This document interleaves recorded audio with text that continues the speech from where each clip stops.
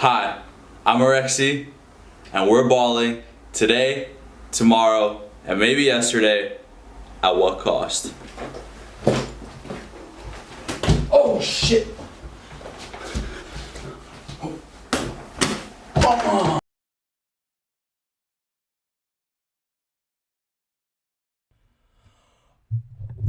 Alrighty, so we are back after a very exciting weekend. So if you didn't listen to the episode previously, I talked about Red Zone being back. So the NFL first week properly getting into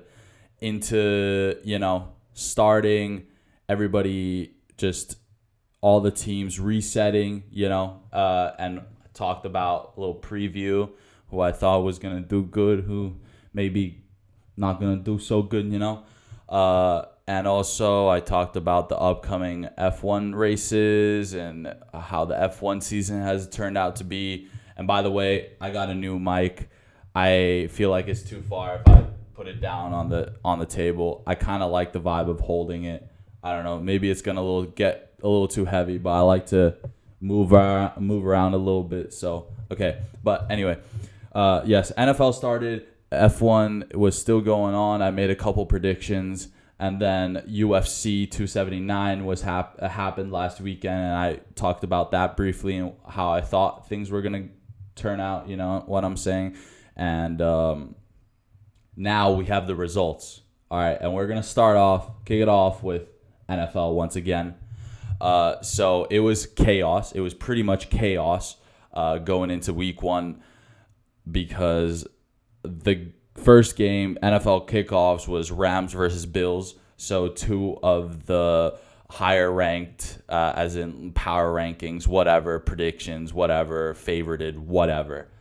They went head to head. And the Bills fucking rock. The Bills are the best.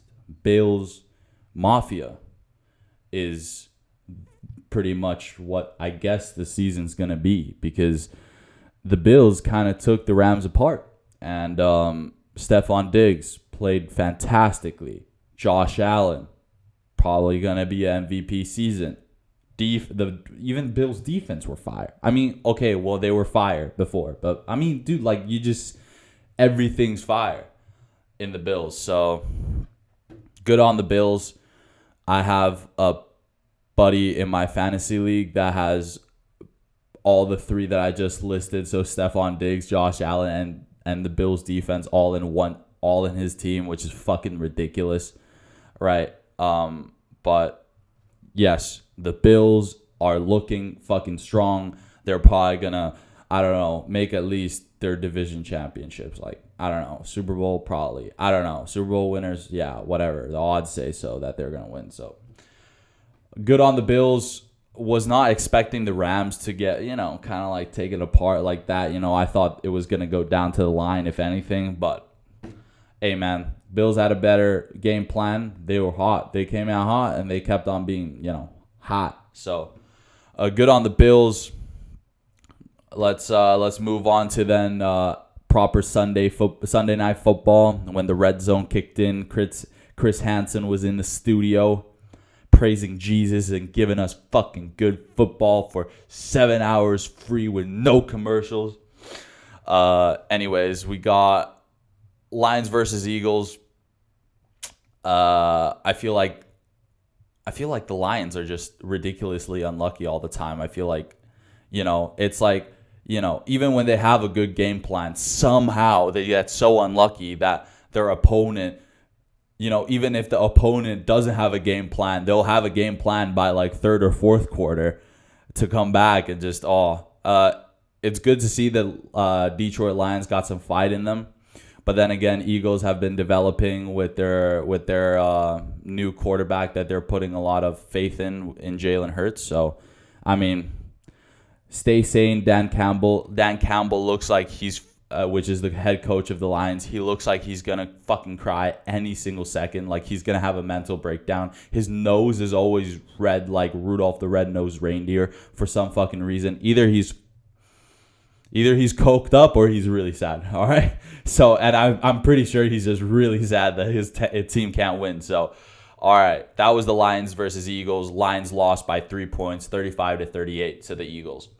Next up, we had Bears versus 49ers.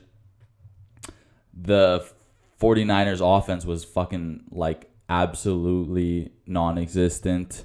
The defense did whatever. Like the defense had something to show. But the offense, no. Justin Fields definitely somehow found a bit more success, and I'm genuinely worried about the 49ers. I thought the 49ers were going to be able to come back, or not come back, but still be, last year was rough, but it wasn't even that rough. But I thought they were going to come back this year with much more improvements, and somehow it just didn't show. Trey Lance, Debo, Samuel, they didn't, I don't know. Nothing really clicked in that game. So Bears beat the 49ers 19-10. Got nothing more to say to that. But the next game is what I have to talk about definitely, because we had the Bengals versus Steelers, and without saying anything about both teams like too in depth, just think about it. Steelers and Mike Tomlin, they've been pretty sure they've been on a positive winning record every single regular season.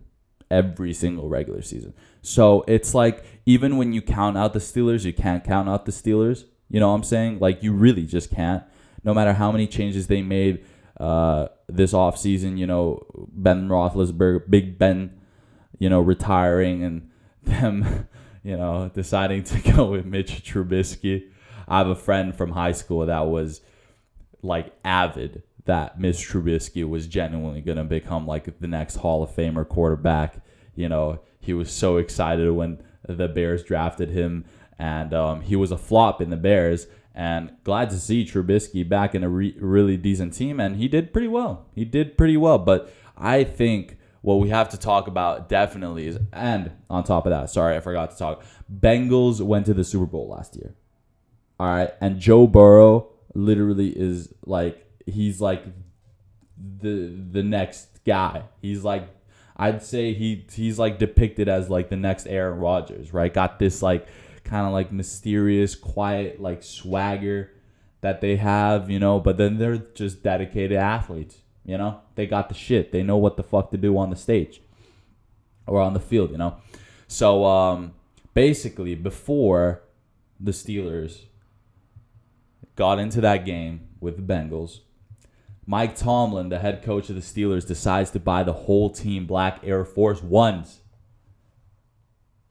Now, I could kind of just leave it at that and just say that's why the Steelers beat the Bengals. And I think everyone would be okay with that.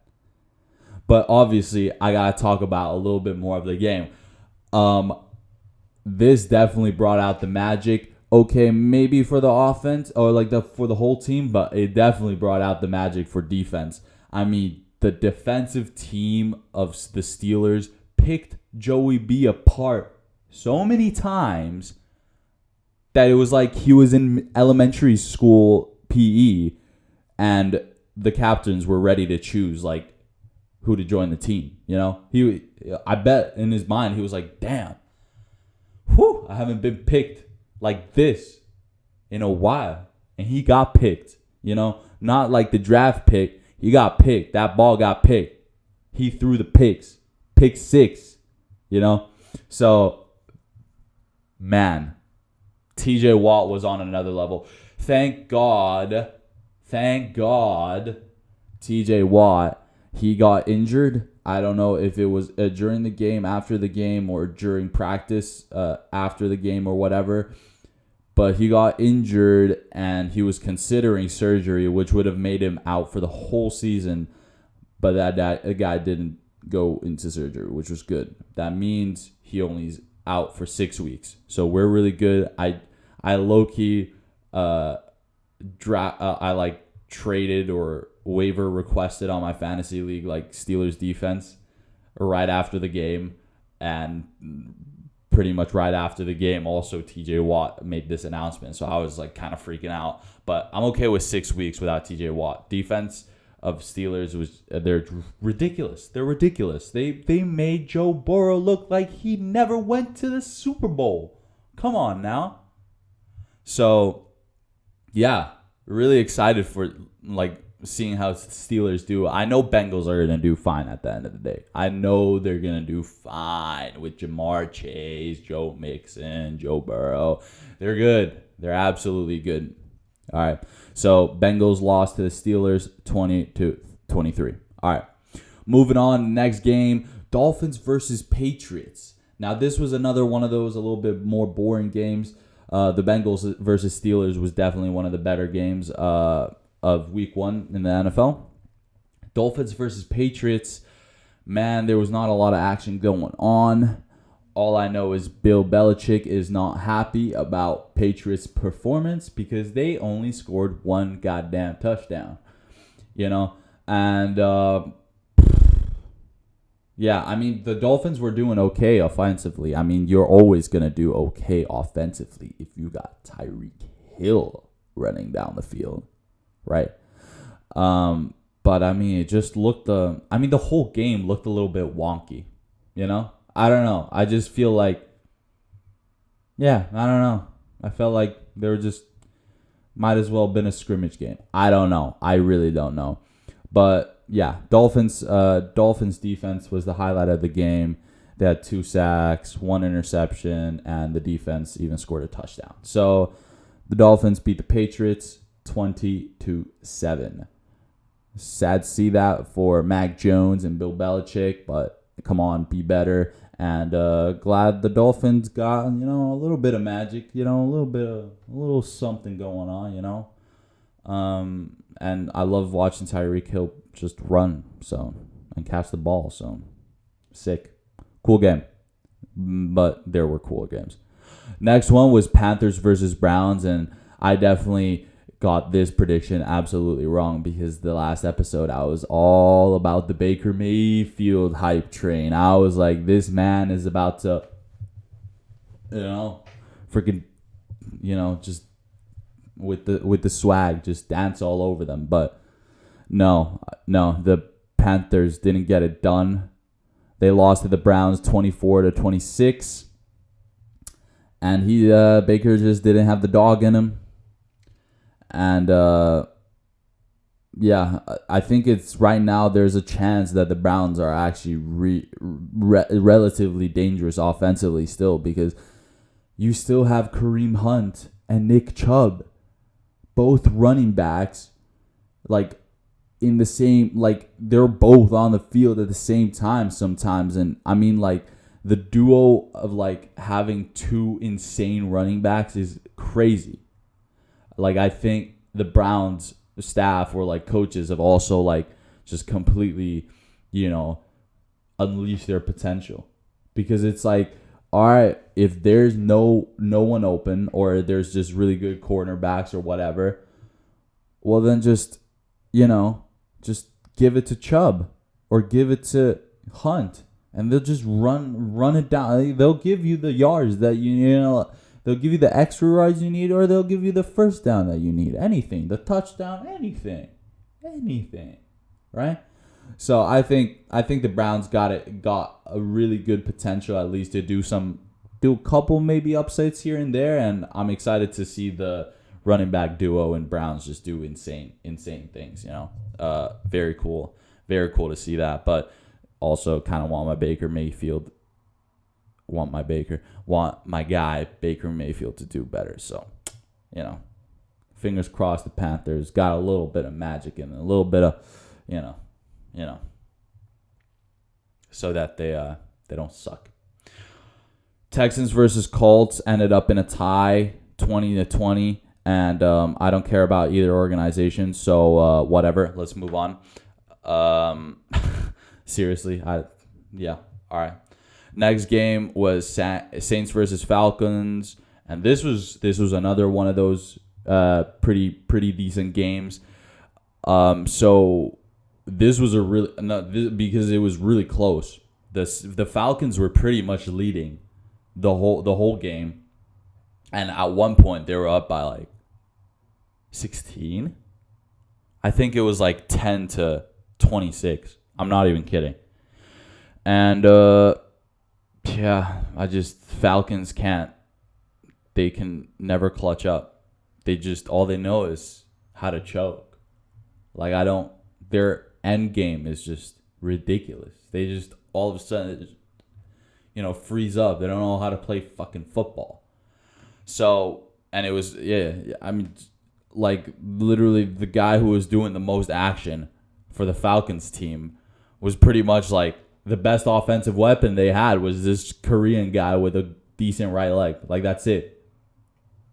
Otherwise, they should have won the game. They should have won the game, but somehow Jameis Winston, with his Saints crew, New Orleans crew, they were able to clutch up at the end. And what was it? They damn it, I didn't write down the yardage of the field goal that they won with, but Saints kicked the field goal in the last 20 seconds of the fourth quarter, and they were able to take the lead by 1 point. And glad to see. Well, I wanted the Saints to win, right? So, I think everybody expected the Saints to win. So it was like, you were just biting your nails the whole time because you're like, holy hell, how the hell is the Falcons leading? And then, finally you're like, all right, but it's the Falcons, at the end of the game. You're like, yeah, okay, but it was the Falcons. So, yeah, a bit of a grueler, but the Saints come out with the win, and yeah, moving on. Next game was Jets versus Ravens, and the Jets low-key got whooped. The Ravens scored 24 points. The Jets scored 9. I don't really have that much to comment on, except, okay, yes, even though the Ravens beat the Jets, I don't think that means that much. And I don't know. It's just really weird to see the Ravens right now. It's weird vibes there because we forget that like a few years ago, like Baltimore Ravens, they were the shit. There was like people were saying that like Lamar Jackson is like, the next great QB. What is dual threat QB, right? That was the word, right? Because he could run, he could do the QB stuff, but he also did I just say he can run? No, he could throw like normal QB, just very organized, but he could also run like crazy, right? He can just run the ball, like rushing yards for a quarterback is rare. And he could certainly do that. But he turned down 290 million from the Ravens with like around 170 million of that guaranteed. He turned that down from the Ravens. So you just know that it's going to be weird. It's going to be a weird one where it's more just like Lamar Jackson performs how he wants to perform. And based on how the rest of his team does, I think he'll make a decision at the end of the season. I'm sure there's other organizations that are offering him much more or willing to offer him much more.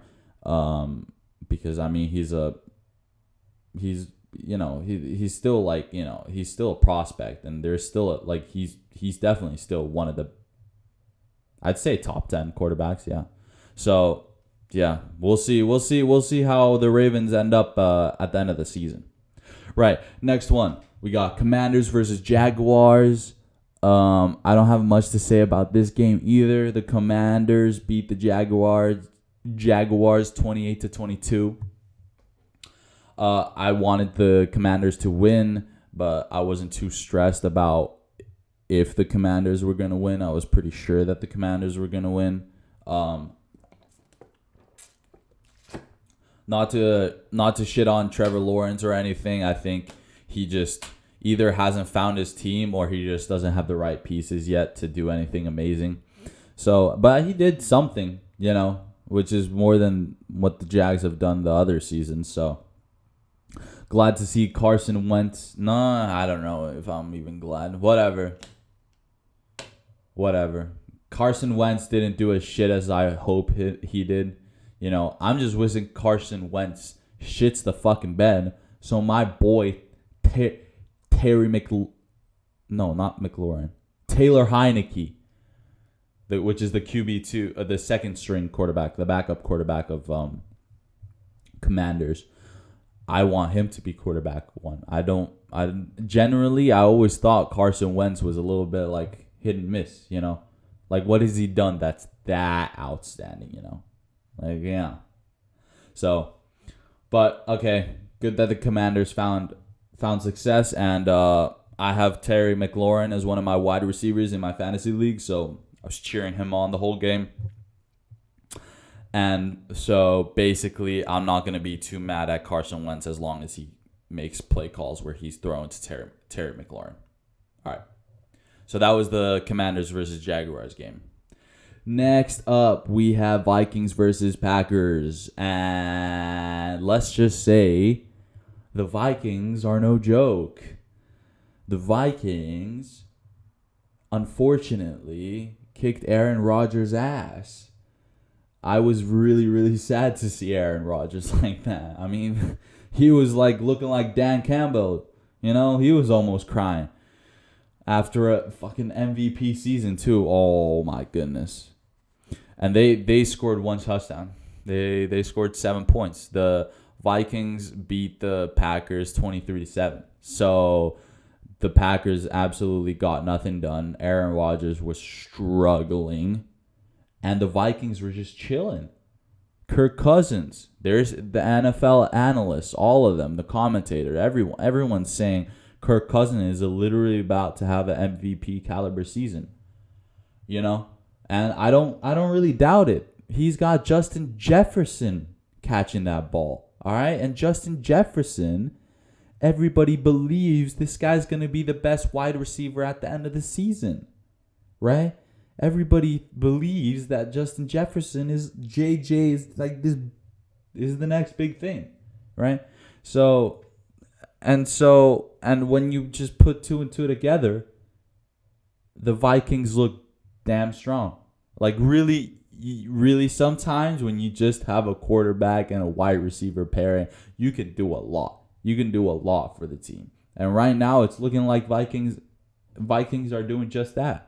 And they've made improvements, everything. So yeah. I always liked Viking as a organization and franchise. So fuck yeah. Good on Vikings, but please don't do that shit to Aaron Rodgers again, dude. Aaron Rodgers has been through enough media torment, man. Okay?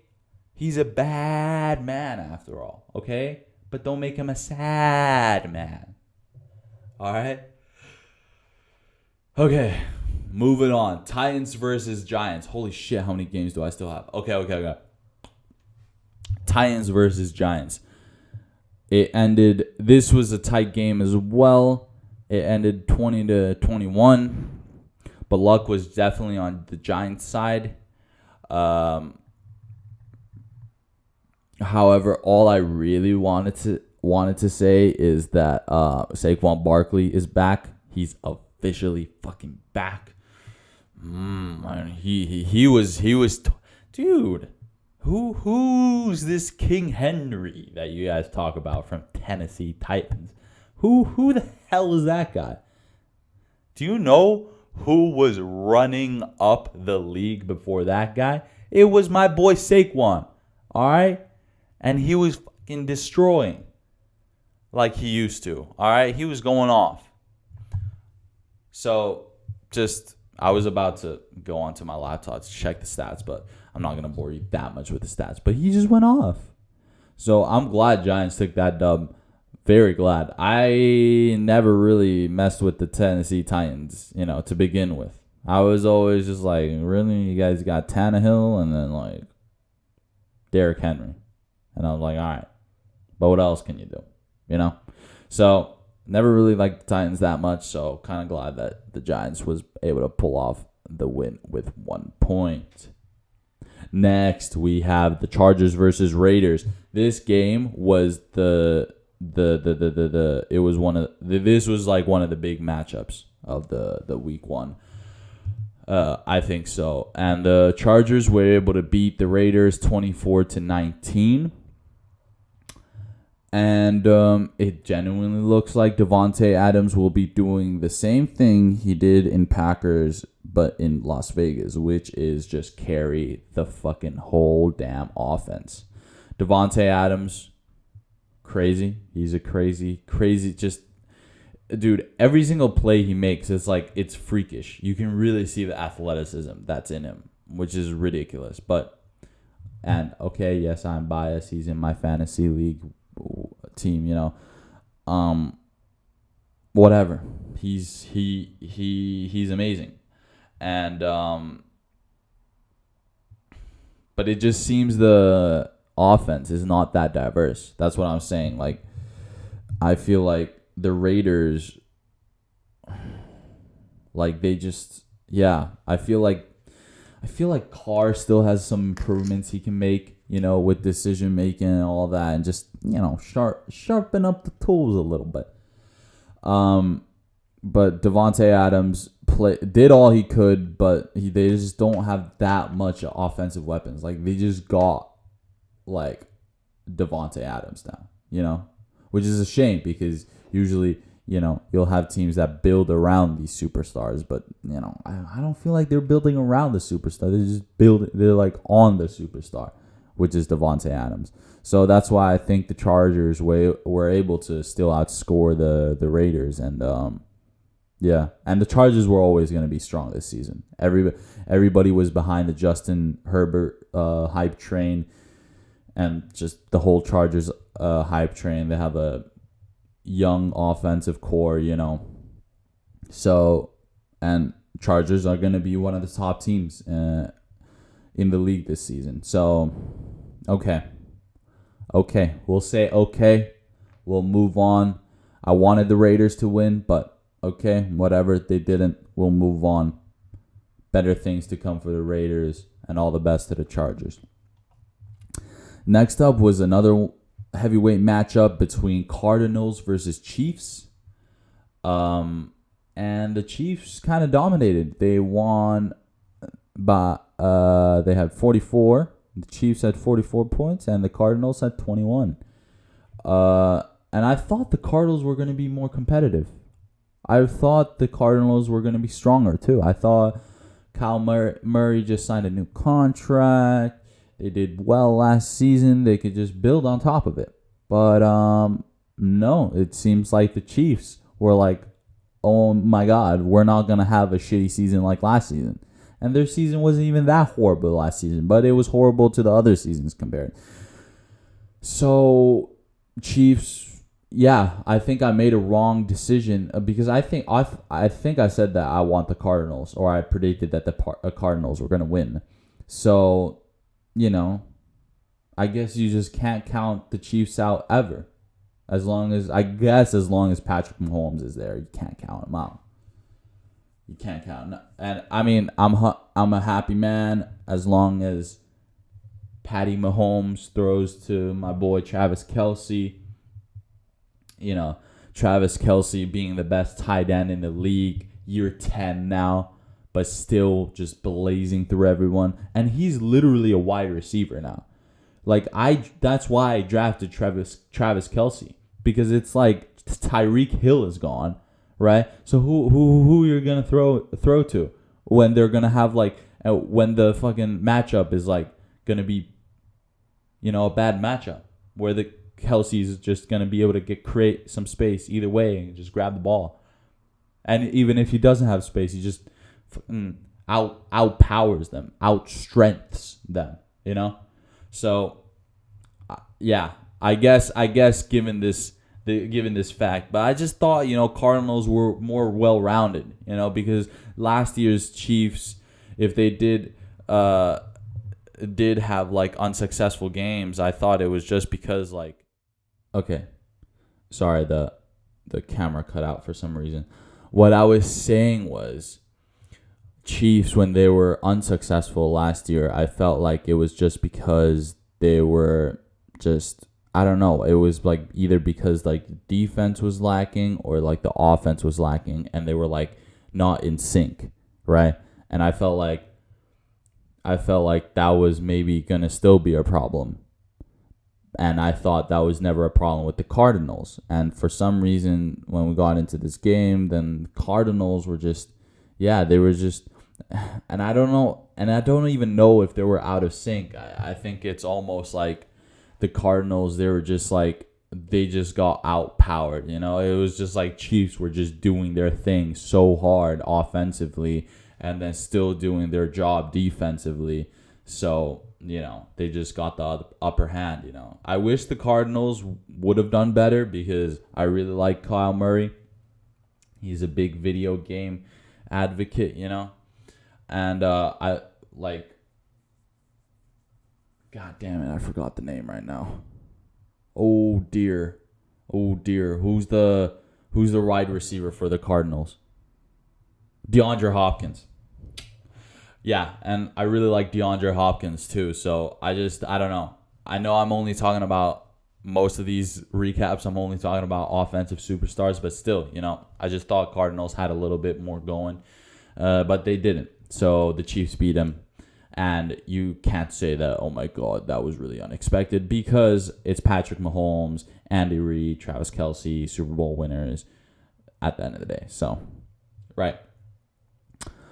The next game is Cowboys versus Buccaneers. I guess this was also like one of those a little bit special matchups, that they want a little nice action going on, but no action. Cowboys scored 3 fucking points. 3 points, 1 field goal. I'm pretty sure. Yeah, that's it. And then the Buccaneers scored 19. So the Cowboys suck, and Tom Brady is the GOAT. Moving on. Seahawks versus Broncos. This was the last game of week 1 in the NFL. And let's just say that I was wrong. All right. The Seahawks got the Broncos. All right. Geno Smith, quarterback of the Seahawks, he was going off. He was putting some ridiculous numbers. And the Seahawks did everything right. And the Broncos did everything wrong. So going into the fourth quarter, the Broncos are down 17-16, right? This was like, they were trying to chase the lead here. And they're 64 yards out, right? And it's 4th and 5. And there's still good amount of time in the play clock. There's still a good amount of time in the play clock. And for some reason, it was 4th and 5, all right? That is 60, right? 4th and 5. They need 5 yards to still have another play. But some goddamn reason, right? Okay. And they pay Russell Wilson. Let me look at my notes. Yeah. They give Russell Wilson like $250,000 of that Walmart money, right? Because it was like those Walmart guys that just, got the majority, stakeholding of the Denver Broncos organization. But that Walmart money, you give it to the guy for a reason. For the reason like this, where there was 4th and 5. And you pretty much can win the game if you just get the first down. But no. Always the wrong call for my poor man, Russell Wilson. They decide to call him out to the sideline and get the kicker out. And, 64 yards. The chances of the kicker making that is not slim to none, but not likely. And, guess what? He misses the field goal. So, yeah, Seahawks walk away with the win by 1 point. And, yeah, What are you guys giving Russell Wilson $250,000 for? Literally $250,000. Oh shit, $250,000,000. Sorry, if I said $250,000, he is not getting quarter. He's getting $250,000,000. He's getting 250 mil. Okay, that's $250,000,000. He's getting that kind of money, and they ain't putting it. All right, we're moving on. I'm still fired up about this. All right, but that was the last game of the week 1 in the NFL. Whew, a very, very chaotic one. A very chaotic one, to be honest. And man, the chaos just excites me. The chaos really just excites me. So very happy with how the first week turned out. And today's Thursday, so there's Thursday Night Football. So tonight we go again. And it's another week, and I'm so happy about it. And I'd rather talk about the games that has happened than talk about what will happen, at least for this episode. So, yeah, let's see what happens. All right, moving on to Formula One, right? And where we were last week at Monza in Italy, the Italian Grand Prix. And although it is called the Temple of Speed, honestly, it could just be the Temple of Predictability, right? Because it's like,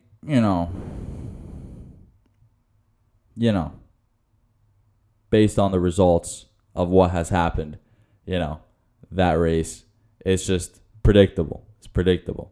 So I'm going to start off with the last person who scored points, which was my guy from the motherland, Guan Yu, in the Alfa Romeo in Italy. So, excuse me, he scored at home. All right, so give the props to the man, right? And this was his first. I ain't gonna lie. He was. I couldn't, talk that much shit anymore.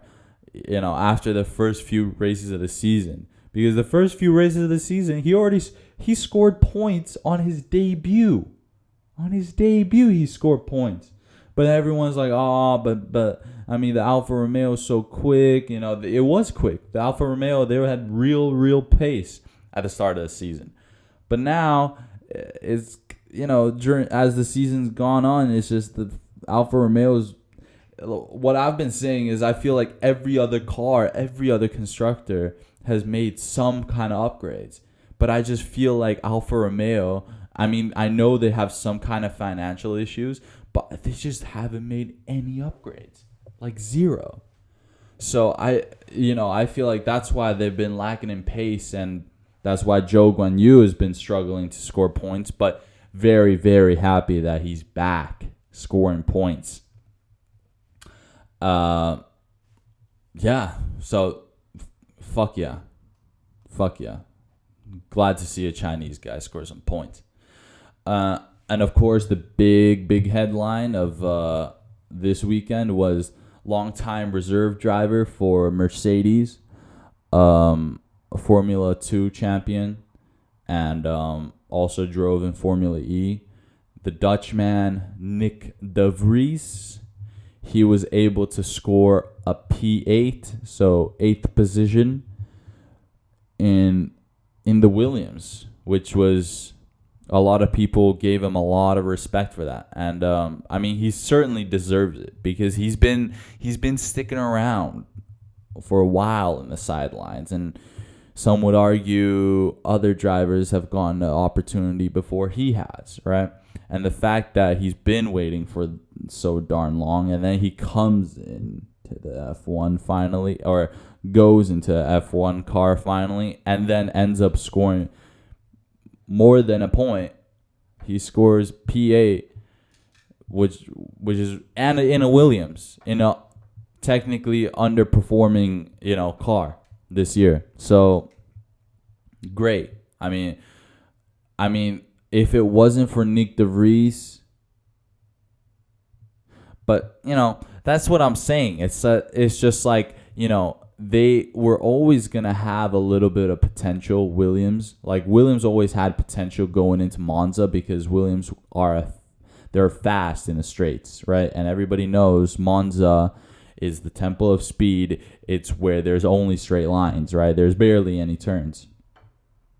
And so I thought that the Williams were always going to do okay. But then, of course, as soon as they say Alex Albon is out for that weekend, then it's just like, oh, man, okay, well, the Williams aren't going to do shit because it's not like Latifi is going to able to extract any of the extra speed that Williams has, right? All right, there's no way. So then I was like, I was like, all right, Williams aren't going to, play spoiler to some other midfield teams that want to score points. But then they announced Nick DeVries, and Nick DeVries performed and showed his racecraft. And it was really clear that he genuinely earned the respect from his peers, from everybody in the racing scene, and online was going crazy too. Everybody was congratulating Nick DeVries. So go Nick DeVries, good on him. I was also very, very happy that Pierre Gasly found a little bit of success.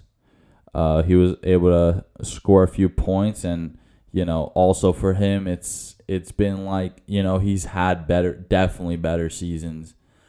He was well into the midfield like the 2 seasons before this, and AlphaTauri has just been struggling this season. So it was just good to see him perform well on a track that he usually performs well at. For example, like he when he was at French Grand Prix, which was his home Grand Prix, I think he DNF'd. So he's had pretty horrible luck this season. So, bam, glad Pierre Gasly scored some points, and I genuinely think he's one of the most underrated drivers in the whole grid. I feel like when we're talking about George Russell's ridiculously fast, or Charles Leclerc is ridiculously fast, or Lando Norris is ridiculously fast, then why are we not talking about Pierre Gasly? Why are we not talking about Pierre Gasly? All right. So keep that man's name in mind. I still think he can do crazy things in the F1.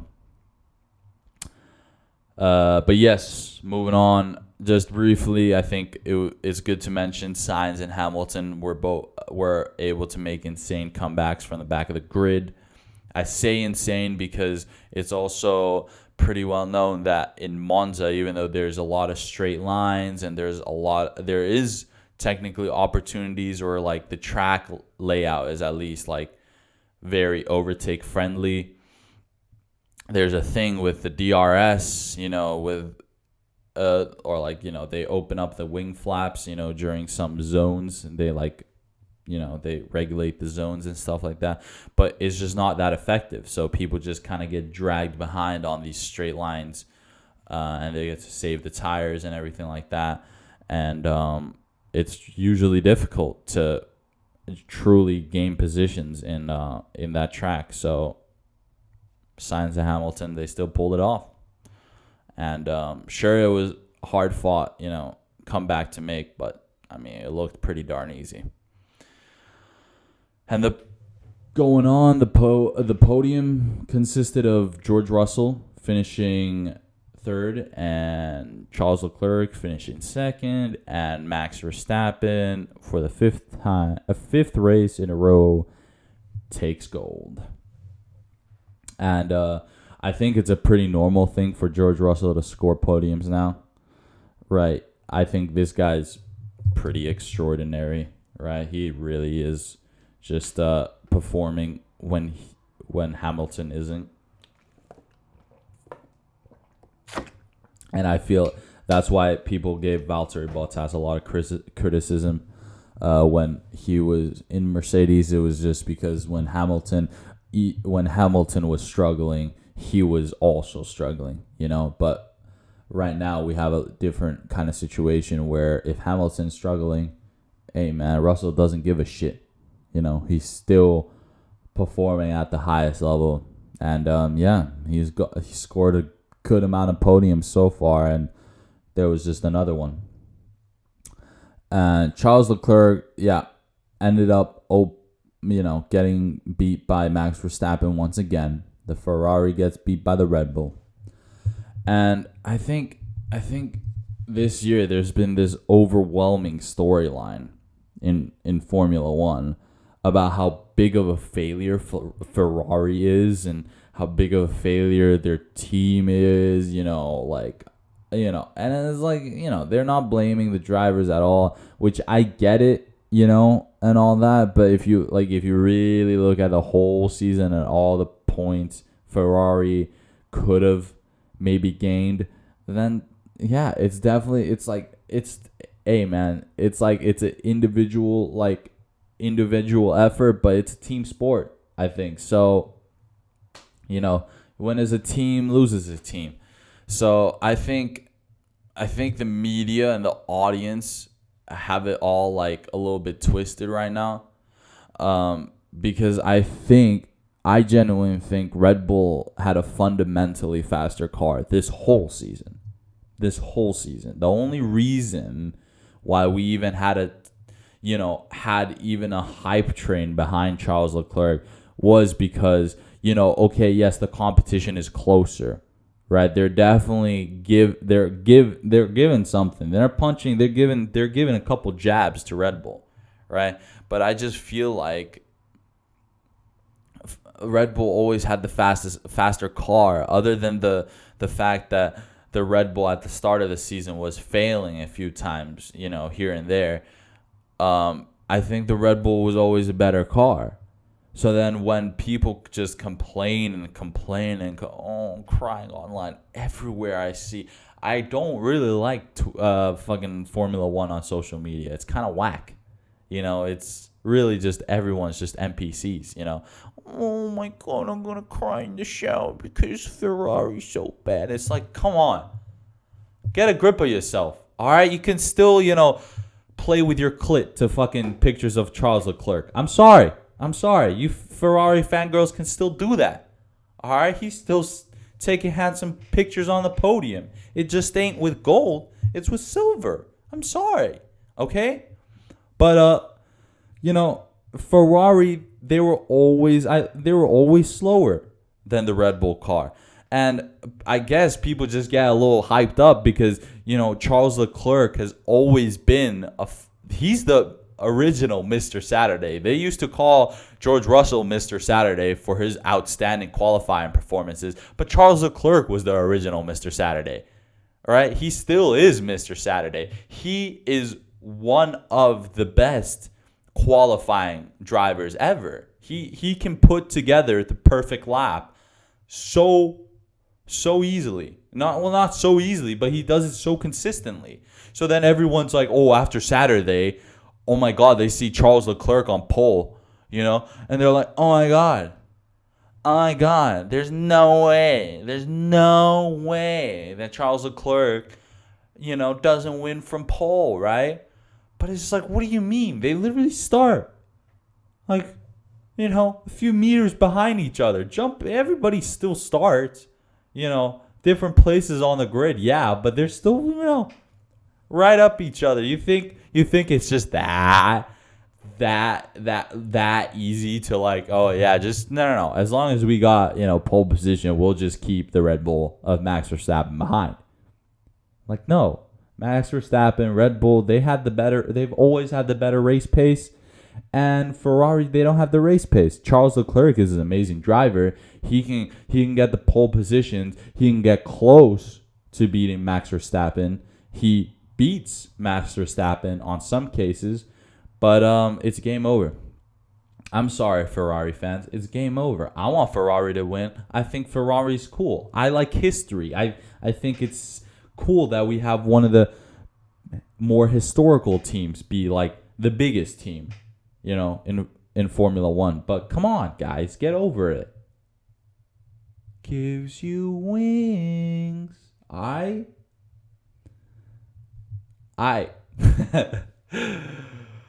So, with this said, Verstappen won in Monza and Leclerc's P2. We're going into Singapore, the next race. There's still 2 weekends till that happens, so we're still, they're taking a bit of a break, but it's in Singapore. It makes sense. They were just all in Europe. They need a bit of a break to go from there to there. So, yeah, next one's in Singapore. I'm very hyped about it because it's one of the more, OG street circuits, and a lot has happened there, and a lot hasn't happened there in a while. So, because of Corona and all that, we haven't been to Singapore. So, I'm very glad to see everyone going back to Singapore and racing there once again. Okay, we're back from recharging my camera battery. Sorry for that. And we're going to talk about UFC 279 that just happened. And let's just say 280 is about to be a war. So UFC 279 just happened last weekend. And it was so chaotic. And this time it's like a mess chaotic. So what happened was on the Thursday leading up to the fight, there was a press conference. And before the press conference was even able to kick off, there was a huge brawl at supposedly a huge brawl in backstage involving a lot of people. And because of this, and because I think earlier that day or the day after that, they already knew, and because Khamzat Chimaev, which was going to be the co-main event, he was going to be main event, fighting against Nate Diaz. Khamzat was struggling with weight loss or like cutting weight, and plus the fact that there was a brawl backstage in the press conferences, they decided, or the UFC decided, to change the matchups of the last 3 fights of the night. So the fight before the co-main event, and the main event, they were going to change all those matchups, but still the same guys, which is ridiculous. Like, okay, the thing I would want to talk about real quick is, first of all, like, how realistic this was, because there is a lot of skepticism if this was just a planned out thing, because the organization knew that Khamzat Chimaev was not making weight for the Nate Diaz fight, so they were already planning like ahead, and they were thinking, okay, well, let's just switch him up. So they ended up going with Nate. So let me tell you the original. The original was supposed to be Li Jinliang against my Chinese homie, by the way, which I fucking adore. It was going to be him versus it would have been against okay. Well, I don't know who Li Jinliang was going to fight, all right? But all I know is Kevin Holland was supposed to fight. No, Kevin Holland was supposed to fight. No. Oh my God. I'm losing it right now. I'm going to go back. Oh no, I don't even know the original. Okay. Li Jinliang was supposed to fight someone. All right. But basically what switched up was Nate Diaz ended up fighting Tony Ferguson, and Khamzat Chimaev fought Kevin Holland. And these got switched up last minute, and everybody liked it better. And that was the whole thing. As soon as they announced it, everybody was like, wait, why was this not the original? Right? Except for sorry that I started lagging on the Li Jinliang guy, but I just can't remember for the life of me. I can't remember who he was originally fighting. But the only matchup where it was a little bit like, because there was 3 matchups that got switched around. The only matchup where it was a little bit unadvantageous was, or like it definitely benefit the other fighter more was the Li Jingliang fight, because Li Jingliang ended up fighting this guy called Aaron Rodriguez or Danny D-Rod, I think. Daniel Rodriguez, Dan Rodriguez. Basically, I don't like him. I don't give a fuck about learning his name either. So that was the only like advantageous fight for, I mean, the Rodriguez guy to take, because he was like 10 pounds heavier than Li Jingliang. But otherwise, Tony Ferguson versus Nate Diaz made much more sense. Like the audience, the viewers, UFC fans, that was a much better fight or matchup to make than just having, Nate Diaz get torn apart by Khamzat Chimaev, right? And then on top of that, Khamzat Chimaev fought Kevin Holland, ended up fighting Kevin Holland, and that was a better matchup too, because they're more of each other's size, and Kevin Holland still has he still has a big fan base behind him as well. He's a good personality. He's a big personality. So then, it just matches well, right? So that was the whole shit show though, leading up to the fight. So think about it. The three last matchups, the three most important matchups of the night, they got completely turned around, and it got better, which was, if it was my take, I think it was UFC already knew from like a long time ago that they might have to switch something, and then it just helped. A reason that helped was, Khamzat Chimaev wasn't making weight. Well, then what were you gonna do? And then, I'm sure, because the fans never really liked the Khamzat Chimaev and Nate Diaz fight to begin with, right? Because Khamzat Chimaev was just gonna come through, absolutely destroy and beat up Nate Diaz, a legend, and this was going to be his final fight with UFC, and nobody wanted to see that. No one wanted to see the legend Nate Diaz get ripped apart, right? So I think the UFC had this as a plan B for a long time, and it just helped that Khamzat Chimaev didn't make weight and all that. So any other drama, speculation stuff, I mean, whatever. You can believe all these theories, because I'm sure it wasn't as straightforward as, it just got out of hand backstage and bada bing, bada boom, during the night we made a few calls and then it's sorted. Everyone enjoy your Saturdays. Bada bing, bada boom, right? I don't think it was that simple, but then again, who knows? So, in depth talking about the fights, I'm going to talk about two prelim fights first, because there were two prelim fights that I really want to talk about. First one was this heavyweight matchup between Chris Barnett and Jake Collier, and this was a fight that I was eyeing out for a while, ever since I saw Chris Barnett fight for the first time in UFC.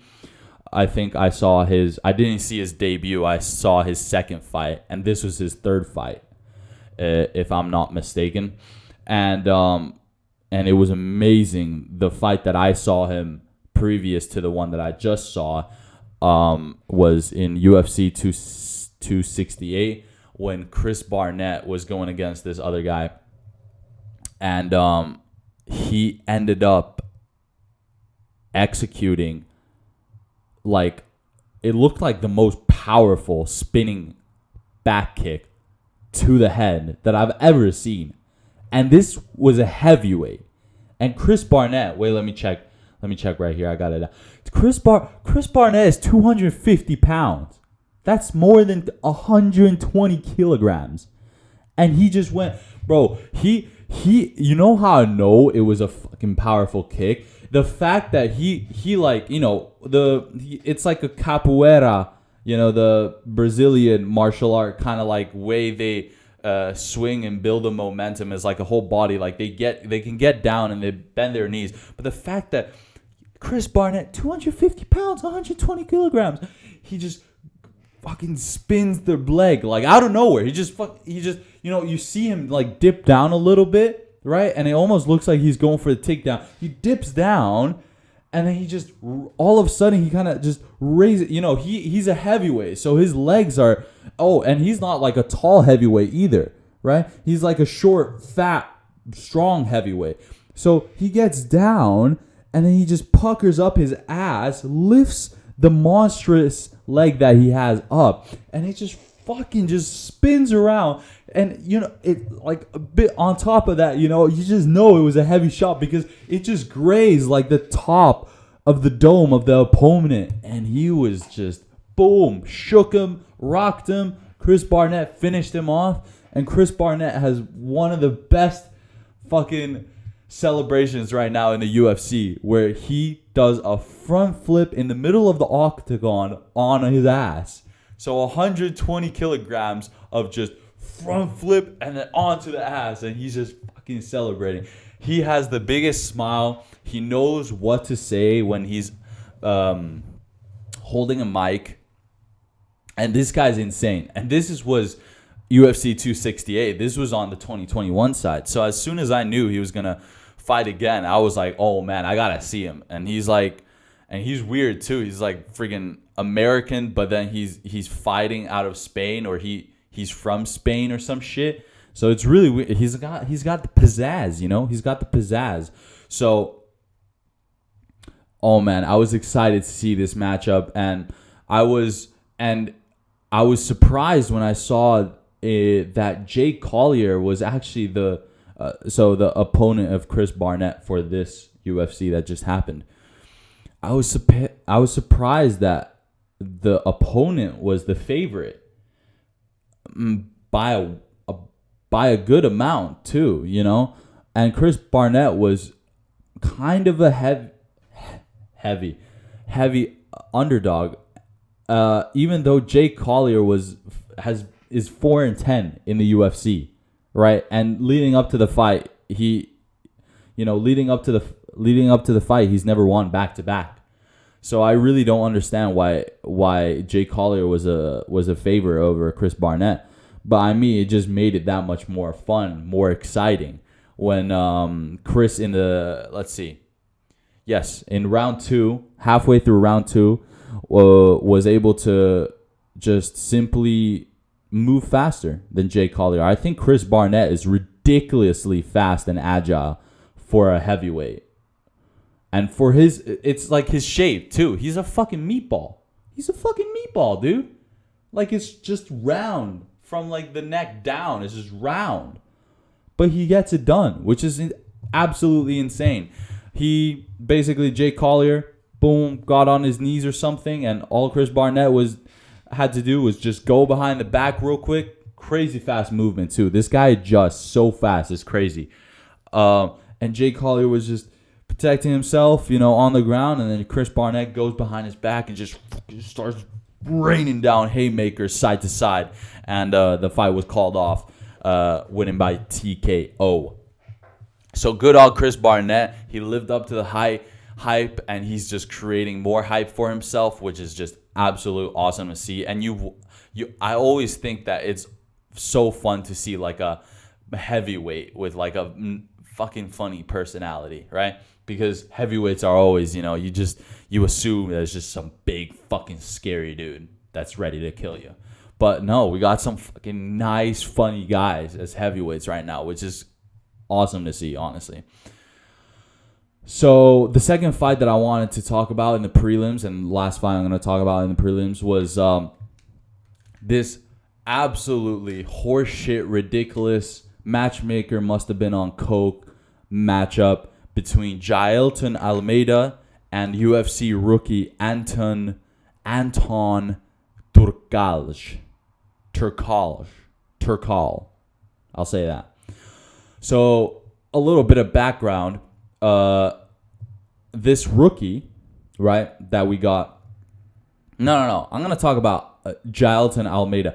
Jailton Almeida, I've seen memes. They literally think he's Brazilian Khabib.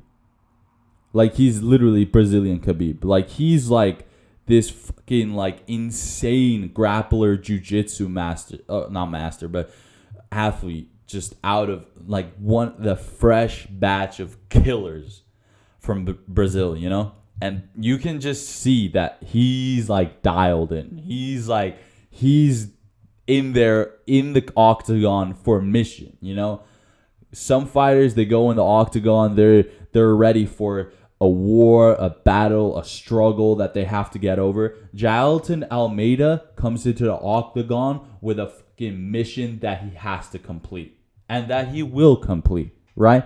And he's undefeated in the UFC, right? 2-0 leading up to this fight, but he was like, I don't know, I think he was like 17-2 professionally, which was amazing, right? You know, that's a pretty darn good record still. And then this Brazilian killer in Almeida gets matched up against this UFC rookie, against this fucking Swedish white boy straight out of fucking Gothenburg, you know, looking ass guy that is, he's got a little fancy little 0 in his record. So, oh my God, he's unbeaten professionally. He's 8-0. This guy, no one can touch him. Right? This Swedish, he's the next Gustafsson, you know? He's the next Alexander Gustafsson. Absolutely fucking not. All right? There's no fucking way this white boy stood a fucking chance. All right? On his walkout, one of the UFC commentators, John Anik, he started talking about this Anton, you know, fighter, and he was just like, Anton told me that he started fighting because he would always have troubles with other girls and other guys, their boyfriends, so he had to start training. And I'm just like, oh, okay, that's kind of like, you know, funny and whatever. But Jailton Almeida was living in the fucking streets of Brazil, bro. He came from the slums of Brazil, bro. A fucking killer from Brazil, bro. Like, why are we even talking about this matchup, right? But I'm talking about it because this is how ridiculous it is, right? And everybody, I technically could just tell you, all right, moving on to the main card, right? Like, I wouldn't even have to tell you how this fucking matchup ended, but I mean, shit. We got into the fight, and you just looking at these dudes, like two dudes in the octagon, you already knew who was gonna win. Like, that's the most ridiculous thing ever, right? And then bada bing, bada boom, bells rings, and then Almeida takes Anton, my boy Anton, poor little Anton, straight onto the fucking ground, and then works him, beats him up, and then bada bing, within the first round, submission. There you go. No more fucking 8-0 record for you, buddy. 8-1 now. All right, welcome to the fucking UFC, you Swedish cocksucker. Like, it was fucking ridiculous. I had to talk about it just because it was one of the funnier matchups I've seen in a while. Or it's just like Anton or his manager just got a little over their head and were like confident, you know. But no. Almeida got the performance of the night, and yeah, that was the prelims for you. And moving on to the main card, we started off with a fight with Johnny Walker versus Ion Cutelaba. And I was excited to see Johnny Walker in the main card, since this puts a little bit extra pressure on him. You know, he has been on a bit of a losing streak, just two. But, you know, Johnny Walker, I think he's built a reputation for himself. He's definitely gained a lot of traction, you know, media-wise and all that. I just feel like if he got put into, you know, a main card, he could, you know, start performing a little bit, you know, just added pressure, you know, just... and it didn't. It worked out. Johnny is back in the win column, and he took full advantage of his hometown martial art of jiu-jitsu, and he executed a perfect rear naked choke on Cutelaba in the first round, at the end of the first round. And I just want to say real quick, like, the vibes I got off this Johnny Walker fight was like the same vibes I got off Jamal Murray in the NBA 2020 season in the playoffs, Game 7, Western Conference Finals. No. Semifinals. I forget. But this, like, the same vibes. And you know why? It's because Jamal Murray, many speculate that Jamal Murray's success was directly related to the fact that his pretty looking white lady was there with him every single step of the way. You know what I'm saying? And I was watching the UFC does these kind of like vlog episodes that they release every day building up to the fight. And every time Johnny Walker was out in the gym doing Johnny Walker things, so was his pretty new British ting, you know, also there keeping him company. And I just feel like when you have your partner with you day and night, it offers some competitive edge. So I'm going to just leave it at that. It definitely probably helped out Johnny Walker. Like I know it probably helped out Jamal Murray. But this is all speculation. Okay. Next up we have Li Jingliang versus Dan Rodriguez. I'm just going to double check that it was Daniel Rodriguez. Yeah, it was Daniel Rodriguez. So this one, like the Seahawks and the Broncos game, gets my blood boiling just a little bit. Because, okay, everybody accepted the fact that there was matchups changed, right? And even Li Jingliang, but that's the thing. My Chinese brother, the Leech, right? And I have nothing but good things to say about him, right? We're talking about a guy who has like the second most knockouts in the welterweight division, right? In UFC history, right? This guy's a fucking animal. He's only lost to really fucking good fighters.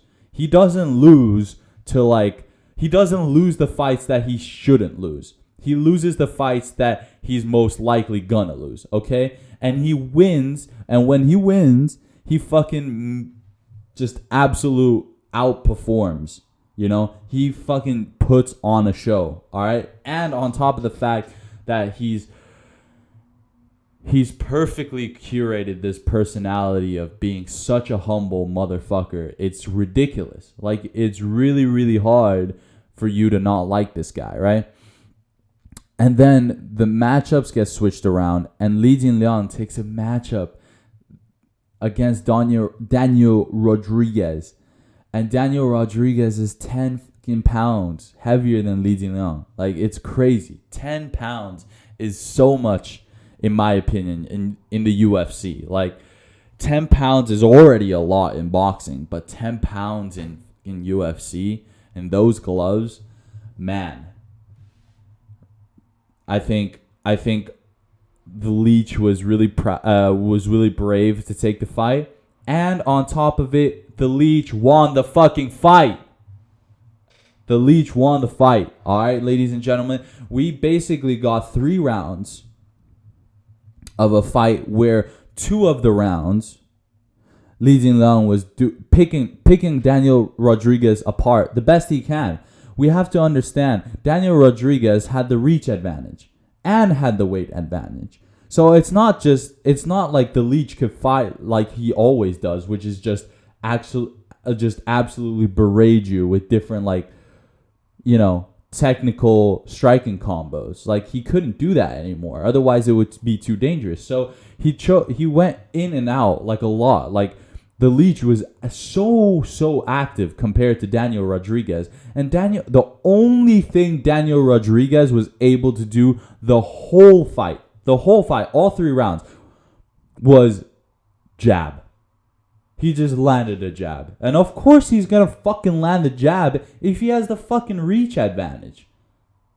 right? Like, no shit he's going to land a jab. But that's all he did. That's all Daniel Rodriguez was able to do against the Leech. And people argue, okay, well, the Leech won the first round, okay, and the Leech won the second round, and Daniel Rodriguez won the third round. But it's just like, okay, if Daniel Rodriguez even won the third round, it's because Daniel Rodriguez was just landing a couple more jabs. The two other rounds, Li Jingliang was doing most of the fucking damage and was being more active, and the whole time Daniel Rodriguez just had the jab. So fucking ridiculous. The decision went, it went all 3 rounds. Decision went to Daniel Rodriguez, which is fucking bullshit. And now they even released they unranked the Leech. Like, he's not ranked anymore in the welterweight division, which is, again, ridiculous, right? I think the Leech can actually appeal this decision, and he can maybe still get it overturned. But that fight pissed me off. I ain't gonna lie. I had nothing good to say about that fight other than the Leech's performance, which was spot on, and he should have won the fight. Next one is Khamzat Chimaev versus Kevin Holland. And I think, okay, well, I already explained how everybody liked the matchup much better than just Khamzat Chimaev destroying Nate Diaz. But I don't know. I personally, like, people praise this matchup. I still, like, personality-wise, yes, it was a good matchup. But I still think, like, it was still not a good matchup because, you know, Kevin Holland is not necessarily that strong. You know, he's tall and skinny. He's a tall and skinny fighter. And, you know, Khamzat Chimaev, his main, you know, dominant force is the fact that he's super strong. You know, he has insane strength, you know. So as much as people wanted to say that, okay, this was like a little bit of a more even matchup, okay, maybe it was, but not by much, guys. I don't think it was much more even because we got into round 1 and then instantly Khamzat Chimaev went for the takedown. I got to give it to Kevin Holland. He did try his everything. Like, Khamzat Chimaev is really fast-paced. That's why a lot of people, like, fear him or, like, don't want to fight him because it's just kind of like he's willing to put all the energy in the first round just to finish you in the first round.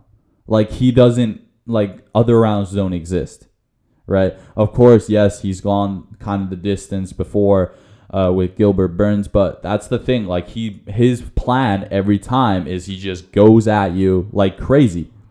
And that's what Khamzat Chimaev did. Straight, as soon as the bell rang, boom, tried to scrambles with Kevin Holland for, like, you know, half a minute, and then all of a sudden he's in a power position, works around Kevin Holland and got the Darce choke. And he's just so strong that, you know, he doesn't even have to get a fucking proper lock, you know. As long as he just uses all his strength to just try to choke you out, you're done. Kevin Holland tapped. Khamzat Chimaev still continues being undefeated in the UFC. Still, the hype is just building more and more. And yeah, he won first round in 2 minutes. And I mean, dude, like, I don't have anything like to really introspective to say about this.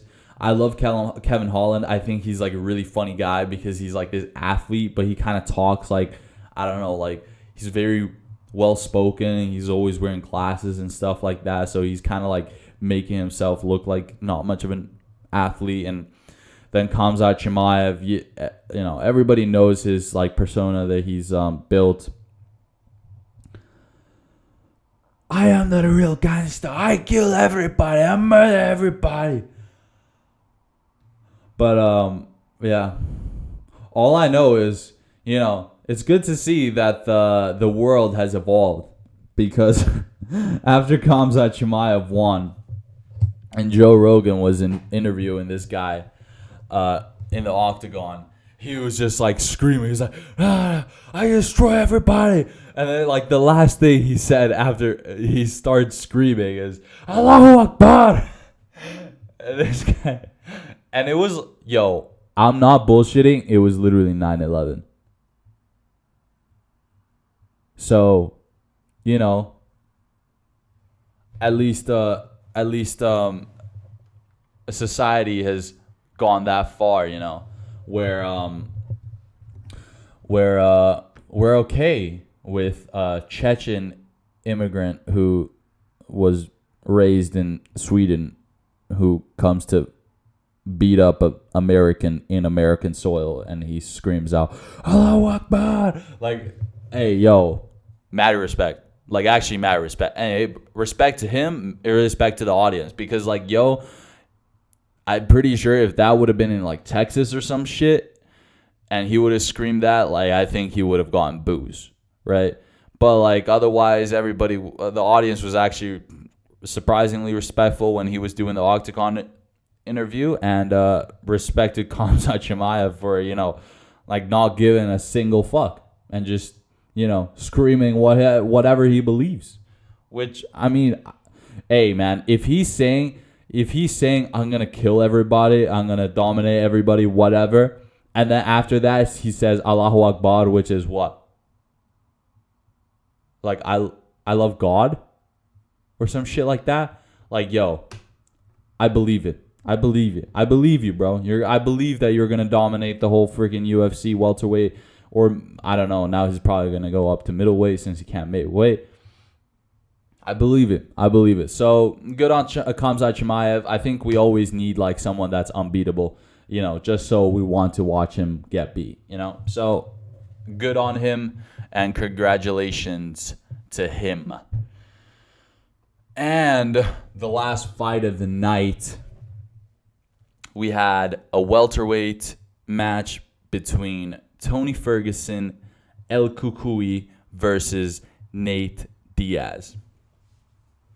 And this, like I said, everybody was much more satisfied with this matchup compared to the matchup that was originally made. It's a proper fan favorite fight. There's so many fans of Tony Ferguson. There's so many fans of Nate Diaz, and they've built the audience in America. And they're both like personalities that are, very funny. Nate Diaz, I get that he kind of is just himself, and that's kind of funny. But then, I mean, shit, I guess Tony Ferguson's that way. I think Tony puts a little bit more thought about, like, what he says or whatnot, just to make it a little bit more funny. But they're both like super funny guys and OGs of the sport. And, it was just a fight we wanted to see. For me personally, Tony Ferguson was one of the fighters that got me into UFC in the first place. So I was real hyped about Tony Ferguson fighting. So obviously I kind of just wanted to see him win, since he's been on a kind of a sad losing streak now. Man, brutal fucking losses too. Jesus, it just breaks my heart. And Nate Diaz has been out for a while. And he honestly he takes tough fights. He doesn't take like easy fights where he just knows he's gonna sell the pay-per-views. Like, this guy went against Leon Edwards, right? And Leon Edwards wasn't like any joke either. So much respect for the both of them. This was a 5-round fight. It could have gone any way. I just wanted to see good action, and that's what I got. They both stepped into the octagon with a very playful, entertaining attitude, and they were just entertaining the crowd. They were fighting, they were beating each other up, but they've both been doing this for a while. So Nate Diaz was joking around. He was like, after like a scramble, throw a couple combos, he'd be like, just like, kind of like playfully telling Tony, just, hey, give me a second, catch my breath. Tony was doing the same stuff. Tony was like, at one point he was like playing around that he was gonna ankle pick like Nate Diaz. He like literally put the hand down, and they were just goofing around a little bit. But also it was so crazy how they were like literally goofing around, entertaining, and then the next second they just go in, ba ba ba ba, punch, couple land, whatever, and back out. It was insane. By the fourth round, everyone was a little bit tired, and they got onto a scramble onto the ground, and Nate Diaz, using his Gracie Jiu-Jitsu training, he was one of the OGs of Jiu-Jitsu. Using those skills, he was able to secure a rear naked choke.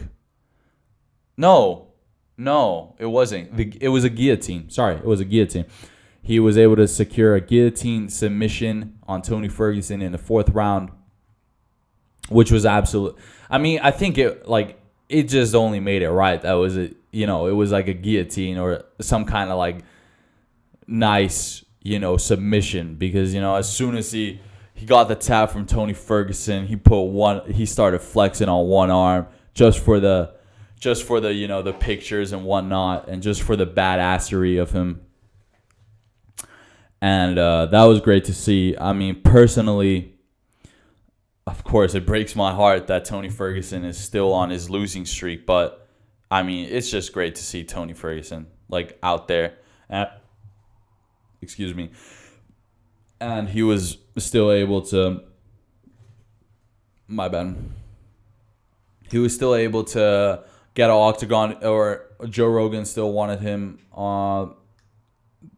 to interview him for the octagon interview. So Tony Ferguson was still saying, just what you want to hear from him, which is, man, I'm just excited to be back, just showing off and being able to like entertain you guys. And, that's who he is. That's who he is. He's a real entertainer and a real athlete. So that was the UFC 279 main card. And then up next, we have UFC 280, which is... Where is it? Oh, no. Sorry, give me a second. Give me a sec. Give me a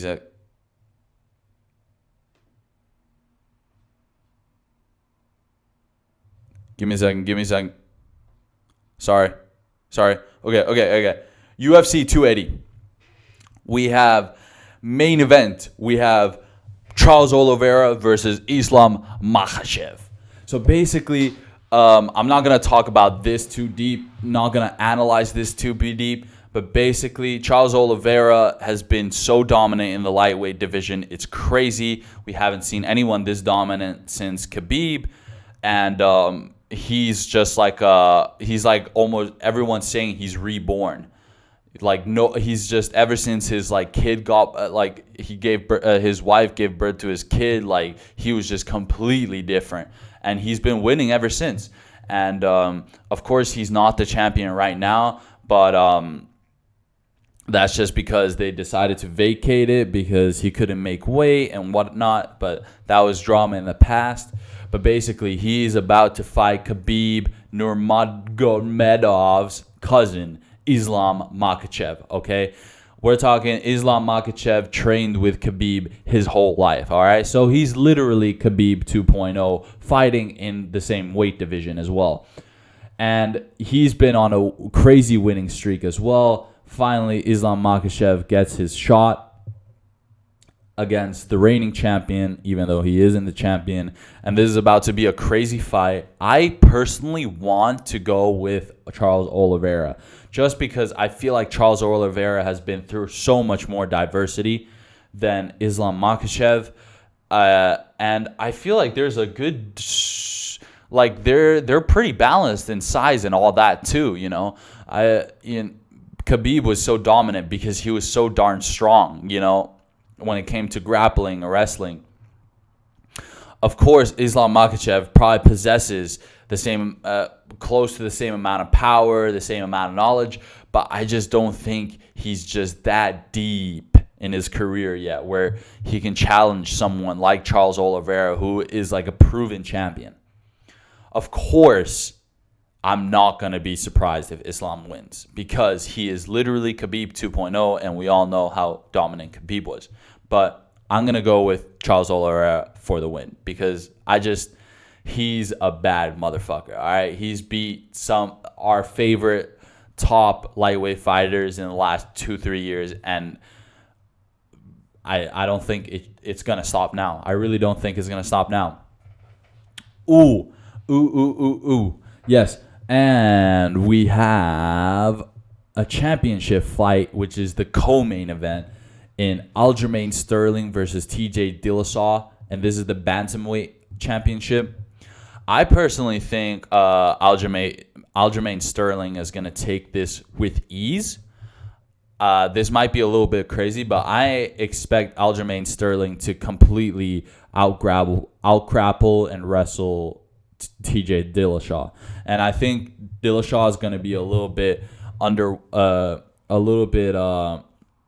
he's not going to expect it because I think Dillashaw is going to expect there to be a proper, striking fight, but I think Aljamain Sterling is just going to stick to his strengths, and if he can score a takedown on TJ Dillashaw, I don't see any reason why he can't get the finish. So Aljamain Sterling, I think he will be able to defend his title belt. But then again, you never know about TJ Dillashaw. And Dillashaw's been around for a while. And, and like I'm looking at the odds right now, man. The odds are pretty even. So let's just say that I'm not going to be surprised either if TJ Dillashaw wins. But a little bit more surprised. If he does. And one more fight that I will be mentioning. Yes, one more fight that I'll be mentioning in the main card is Sean O'Malley versus Petr Yan. And this is a bantamweight fight as well. Yeah. And this is a bantamweight fight as well. Everybody knows the name Sugar Sean O'Malley. He has built a crazy reputation for himself. He is super entertaining. He's all over social media. He does, I think, like 2-3 podcasts a week. He knows how to market himself. And on top of that, he is winning all the time. He won all of his fights last year. I think I watched all of his fights last year. And, except for the no contest. But that was fucking bullshit. Oh, no, but that was earlier this year. Never mind. Right. But Sean O'Malley, I believe the hype. I think it's he realizes that he does it for a reason, He realizes that all this social media stuff, it just helps him because at the end of the day, he is seriously a top tier, top caliber athlete. And he is dangerous for anyone in the bantamweight division. So given that, I think everybody is criticizing this matchup a little bit, criticizing Sean O'Malley for jumping, because he's also like one of those fighters who's really tactical. He understands that he has a lot of places to improve, so he goes against like fighters who are not like superstar caliber, right? But this is his first fight pretty much against a top 5 like absolute killer in the division in Petr Yan. And everybody was expecting Petr Yan to still be the bantamweight champion if he hadn't lost to Aljamain Sterling. So we're gonna see a very interesting matchup because we have Sean O'Malley, who's he's tall and skinny, and Petr Yan is small and built. So physically, this is going to be a really interesting fight. I think they're still going to be striking each other because striking the whole fight because I think Sean O'Malley's still too nimble, too skinny, too agile on the ground for Petr Yan to do anything on the ground. So may the best man win on the feet.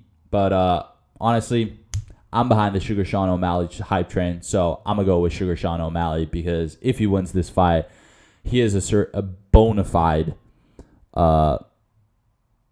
danger to the bantamweight champion, to other weight champions, for the fucking whole UFC. If he wins this fight, he already is one of the biggest fighters in UFC. I think he's gonna be easily in the top 5 after this one. Seriously. And if he KOs Petr Yan or TKOs, like, it's gonna be crazy. So that'll do for this podcast episode. I've been talking a lot about sports, about Formula One, about NFL, about the UFC. Let me know if you guys have any crazy predictions that you want to throw out there.